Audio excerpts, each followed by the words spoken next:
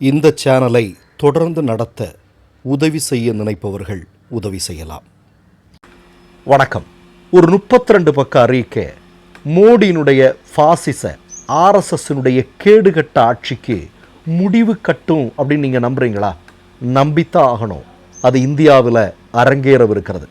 நேற்றைய தினம் பீகாரில் தேஜஸ்வி யாதவ் இந்தியா கூட்டணியினுடைய முதலமைச்சர் வேட்பாளர் ஒரு 32 பக்க அறிக்கையை, தேர்தல் அறிக்கையை வெளியிட்டிருக்கிறார். அந்த அறிக்கை வந்த உடனே ஆர்எஸ்எஸ் கூடாரம் எல்லாம் நடுங்கி போயிடுச்சு. ஏன்னா பீகார் தோல்வி என்பது ஒன்றியத்தில் பாஜக ஆட்சிக்கு முடிவு கட்டும் என்பதில் யாருக்கும் எந்த விதமான சந்தேகம் வேண்டாம். அப்படி என்ன 32 பக்க அறிக்கையில் தேஜஸ்வி யாதவ் இந்தியா கூட்டணியின் சார்பாக சொல்லியிருக்கார் அப்படின்னு நீங்கள் கேட்கலாம் இல்லையா? முதல் விஷயம் என்ன அப்படின்னு பார்த்தீங்கன்னா, நாங்கள் ஆட்சி பொறுப்பிற்கு வந்ததும் நவம்பரில் தேர்தல் நடக்குது. டிசம்பர் 1ஆம் தேதியிலிருந்து பீகாரில் இருக்கக்கூடிய பெண்களுக்கு மாதந்தோறும் 2500 ரூபாய் உதவித்தொகை வழங்கப்படும். வருஷத்துக்கு 30,000 ரூபாய், 5 வருடத்திற்கு உறுதியாக நாங்கள் அதை கொடுப்போம் என்று சொல்லியிருக்கிறார். இது முதல் அறிக்கை. ரெண்டாவது அறிக்கை நம்ம ஏற்கனவே சொல்லியிருக்கிறோம். பீகாரில் இருக்கக்கூடிய ஒவ்வொரு குடும்பத்தை சார்ந்த ஒரு நபருக்கு நிச்சயமாக அரசு துறையில் வேலை வாய்ப்பு கொடுக்கப்படும். அதுவும் நாங்கள் ஆட்சி பொறுப்பிற்கு வந்து 20 நாட்களுக்குள் அதை செய்து முடிப்போம் என்று சொல்லியிருக்கிறார்கள். அடுத்ததாக ஜீவிகா திதி என்று சொல்லக்கூடிய ஒரு திட்டம் இருக்கிறது. இந்த திட்டத்துக்குள் இருக்கக்கூடிய பெண்களுக்கு உடனடியாக பணி நியமன ஆணை வழங்கப்பட்டு மாதம் 30,000 ரூபாய் சம்பளம் கொடுக்கப்படும் என்று சொல்லப்பட்டிருக்கிறது. 200 யூனிட் இலவச மின்சாரம், அதே மாதிரி நீங்கள் பார்த்தீங்கன்னா 25 லட்சத்திற்கான மருத்துவ காப்பீடு, இதெல்லாம் சொல்லியிருக்காரு. அடுத்ததாகத்தான் சொல்ல போகிறத ரொம்ப முக்கியமான விஷயம். ஏன்னா ஆர்எஸ்எஸ் காரனுக்கு இருக்க முடியாது. அவனுடைய அடித்தளம் எல்லாம் நடுங்கி உடஞ்சி விழப்போகுது. எப்படின்னு சொல்கிறேன். அவர் சொல்கிறாரு, வக்ஃபு வாரிய திருத்த சட்டம் பீகாரில் அமல்படுத்தப்பட மாட்டாது. மோடியும் ஆர்எஸ்எஸும் அமித்ஷாவும் சேர்ந்து இஸ்லாமியர்களுடைய நிலங்களை ஆட்டையை போட்டு அம்பானி அதானிக்கு கொடுப்பதற்கான பெரிய திட்டத்தோடு இருக்கிறாங்க இல்லையா? அந்த எண்ணத்தோடு மட்டும் பீகாரில் வராத. வக்ஃபு வாரிய திருத்த சட்டம் இங்கே நாங்கள் தடை பண்ண போகிறோம், அதை நாங்கள் அமல்படுத்த மாட்டோம் அப்படின்னு தெள்ளத்தெளிவாக சொல்லியிருக்கிறார். இது மட்டுமல்ல, அடுத்த விஷயம் இன்னும் ஆர்எஸ்எஸ் பாஜகவினுடைய தூக்கத்தை கலைத்து விடும். என்ன அப்படின்னா, புத்தகயா உங்களுக்கெல்லாம் தெரியும் பீகாரில் இல்லையா? இந்த புத்தகயாவில் உள்ள அனைத்து புத்த கோயில்களின் உரிமைகளும் புத்தர்களுக்கு கொடுக்கப்படும். நல்லா கேட்டுங்க. அப்போ இப்போ யார் இருக்கிறா? நாம் ஏற்கனவே 2 மாதங்களுக்கு முன்பு ஒரு பதிவு போட்டிருந்தோம். என்ன அப்படின்னா, புத்தகயாவில் இருக்கக்கூடிய புத்த கோயில்களுடைய உரிமைகள் முழுமையாக புத்தர்களிடமிருந்து பறிக்கப்பட்டு அது ஆர்எஸ்எஸ் சங்க பரிவாரங்க ஆதரவாளர்களுடைய கைகளில் ஒப்படைக்கக்கூடிய காட்சியை பார்க்குறோம். எல்லாத்தையும் ஆட்டையை போடுறது தான். அதாவது ஆர்எஸ்எஸ்க்குன்னு வரலாறு இல்லை, ஆட்டையை போட்டு திருடி ஏதாவது ஒன்று பண்ணிட்டு இருக்கிறது. ஆனால் அதற்கு நாங்கள் அனுமதிக்க மாட்டோம். நாங்கள் ஆட்சி பொறுப்பிற்கு வந்ததும் புத்தகயாவில் உள்ள அனைத்து கோயில்களின் முழு உரிமையுமே புத்த மதத்தினுடைய கைகளில் ஒப்படைப்போம் என்று சொல்லியிருக்கிறார். இந்த அறிக்கை போதாதா பாஜக ஆட்சிக்கு முடிவு கட்டுவதற்கு? ஆனால் மோடியும் அமித்ஷாவும் சொப்பனம் கண்டு கொண்டிருக்கிறார்கள், கனவு கண்டு கொண்டிருக்கிறார்கள். கனா கண்டேனடி தொழில்னு சொல்லுவாங்களே, அதே மாதிரி ஒரு கனவு கண்டு கொண்டிருக்கிறார்கள். அது என்ன கனவு தெரியுமா?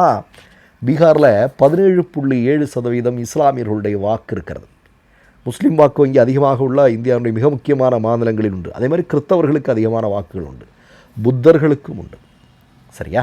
இப்போது தேர்தல் ஆணையம் அவசரமாக ஒரு சிறப்பு வாக்காளர் திருத்த பட்டியல் அப்படின்னு ஒன்று கொண்டு வந்தாங்க இல்லையா?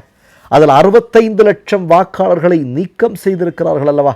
இந்த 65 லட்சம் வாக்காளர்களில் பெரும்பாலானவர்கள் முஸ்லீம்களாகவும் கிறிஸ்தவர்களாகவும் இருக்கிறார்கள் என்கிற செய்தி வெளிவந்து கொண்டிருக்கிறது அல்லவா?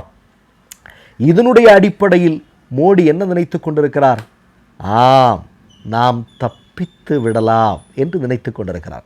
அமித்ஷாவும் அதுக்குள்ள ஒரு கணக்கு போட்டுட்டு இருக்கார். ஆமாம், தப்பிச்சிடலாம் அப்படின்னு.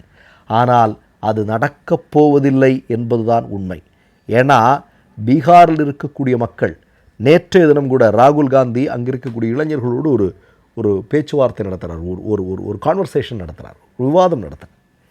அதில் பெரும்பாலான இளைஞர்கள் சொல்கிறது, எங்களுடைய மாநிலத்தில் நாங்கள் படித்திருக்கிறோம், வேலை இல்லை, எங்களுக்கு எந்த விதமான சலுகைகளும் இங்கே இல்லை, நாங்கள் ரொம்ப கஷ்டப்பட்டுட்ருக்குறோம், நாங்கள் அதற்கான தீர்வு என்ன, அதை எந்த அரசியல் கட்சி முன்வைக்குது, இதைத்தான் நாங்கள் பார்த்துட்ருக்குறோம் அப்படின்னு ராகுல் காந்தி கிட்ட பேசக்கூடிய வீடியோ ஒன்று நேற்றைக்கு தினம் வந்திருக்கும், நீங்கள் பார்த்துருப்பீங்க. அப்போ என்ன அப்படின்னா, கடந்த 10 வருடங்களாக 2011 நான் ஆட்சி பொறுப்புக்கு வந்த வருடத்திற்கு இந்தியாவில் 2 கோடி பேருக்கு வேலை கொடுப்பேன்னு வடை சுட்டுட்டு வந்த மோடி பீகாரில் 10 வருஷம் ஆட்சி பொறுப்பில் இருக்கிறாரு. இருந்த வேலையும் பறிபோய் அக்னிவீர் திட்டத்தை கொண்டு வந்து அங்கே ஏராளமான இராணுவ வீரர்கள் உருவாக வேண்டிய ஒரு மாநிலம், அதுலேயும் முட்டுக்கட்டை போட்டு உண்டு இல்லைன்னு பண்ணி அந்த மாநிலத்தை ஒட்டுமொத்தமாக சூறையாடி கொண்டிருக்கக்கூடிய, மக்கள் வரிப்பணத்தில் கட்டியிருக்கக்கூடிய பாலங்கள் எல்லாம் இடிந்து விழக்கூடிய மிக மோசமான நிர்வாகத்தை மோடி இன்றைக்கு அங்கே செயல்படுத்தி இருக்கிறார். அந்த வடை சுடலுக்கு எதிராக அங்கு இருக்கக்கூடிய பீகார் மக்கள் நிச்சயமாக ஒரு மிகப்பெரிய மாற்றத்தை விதைக்கப் போகிறார்கள். போதாக்குறைக்கு இந்த 32 பக்க அறிக்கை படித்தே அழுவாங்க. அதை புரட்டி பார்த்தே மோடியும் அமித்ஷாவும் அழுது கொண்டிருப்பார்கள். என்ன இன்னைக்கு இதுக்கு மேலே என்ன சொல்கிறது? ஏன்னா மோடி எஸ்ஐஆர் என்று சொல்லக்கூடிய சிறப்பு வாக்காளர் திருத்த பட்டியலுக்கு எதிராக பீகாரில் மிகப்பெரிய அளவில் மோடியும் ராகுலும் தேஜஸ்வி யாதவும் நடத்திய பேரணியை பார்த்து நடுங்கி போனார்கள். இது ஒருவேளை பெரிய பிரச்சனையாயிருமோ, சரி அப்படின்னா அடுத்த ஒரு விஷயத்தை ஒன்று எடுத்து போடலாம், உங்களுக்கு பெண்களுக்கெல்லாம் ஒரு மாதம் ஒரு 15,000 ரூபா நான் கொடுத்துட்றேன் அப்படின்னு சொல்லியெல்லாம் ஒரு சும்மா அப்படி ஒரு வடை சுடல் போட்டு பார்த்தாரு. எதுவுமே எடுபடலை, எல்லாமே பெரிய தோல்வியை நோக்கி சந்திக்கிறது. நான் மீண்டும் சொல்கிறேன், நீங்கள் எழுதி வைத்துக் கொள்ளுங்கள். மோடியினுடைய வீழ்ச்சி என்பது, பாஜகவினுடைய வீழ்ச்சி என்பது, ஆர்எஸ்எஸ்னுடைய வீழ்ச்சி என்பது அடுத்த ஒரு 500 வருடங்களுக்கு இந்தியாவில் தலை தூக்க முடியாத அளவிற்கு இந்திய மக்கள் அடித்து துரத்தி விட போகிறார்கள். அதுதான் நிகழப்போகுது.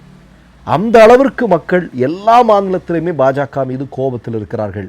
அதற்கு முதல் கட்டமாக பீகார் தேர்தல் முடிவுகள் இருக்கும். அது இந்தியா முழுவதும் வியாபிக்கும். மோடி ஆர்எஸ்எஸ் பாஜகவினுடைய திட்டம் முழுமையாக இந்திய மக்களால் முறியடிக்கப்படும். இந்திய ஜனநாயகம் மேலோங்கி நிற்கும், வீறு நடை போடும். அது நடக்கத்தான் போகிறது. மற்றொரு நிகழ்வில் சந்திப்போம். நன்றி, வணக்கம். 3 யூடியூப் சேனல்கள் வியாபாரத்திற்கு இருக்கிறது. தேவைப்படுபவர்கள் இந்த எண்ணுக்கு தொடர்பு கொள்ளுங்கள். மை நேம் இஸ் ரெட் சேனலை சப்ஸ்கிரைப் பண்ணிக்கோங்க. அதுக்கப்புறமா பக்கத்தில் இருக்கிற ஜாயின் பட்டனை கிளிக் பண்ணீங்கன்னா ஒரு நியூ பேஜ் ஒன்று ஓப்பன் ஆகும். அதுலயும் ஜாயின் பட்டனே கிளிக் பண்ணிக்கோங்க. அதுல பாத்தீங்கன்னா credit card, debit card options இருக்கு. இதுல உங்களுக்கு விசா, மாஸ்டர் கார்டு, ரிப்பே அப்படின்னு 3 ஆப்ஷன்ஸ் கொடுத்துருக்காங்க. அதுல நீங்க எந்த கார்டு சூஸ் பண்றீங்களோ அந்த கார்டோட நம்பர் என்டர் பண்ணிக்கோங்க. அப்புறமா கார்டோட வேலிடிட்டி மந்த் அண்ட் இயரை டைப் பண்ணிக்கோங்க. அடுத்தபடியா உங்க கார்டோட பின்னால சிவிசி கோடுன்னு சொல்லிட்டு 3 நம்பர்ஸ் கொடுத்துருப்பாங்க. அந்த நம்பர் இதுல என்டர் பண்ணிக்கோங்க. அப்புறமா அட்ரஸ் அண்ட் இன்ஃபர்மேஷன் என்டர் பண்ணிட்டு பைங்கிற பட்டனை கிளிக் பண்ணிக்கோங்க. ஒருவேளை உங்க கார்டு நம்பர் இன்வாலிட்னு காமிச்சிச்சுன்னா உங்க கார்டுல இன்டர்நேஷனல் யூசேஜை எனேபிள் பண்ணுங்க.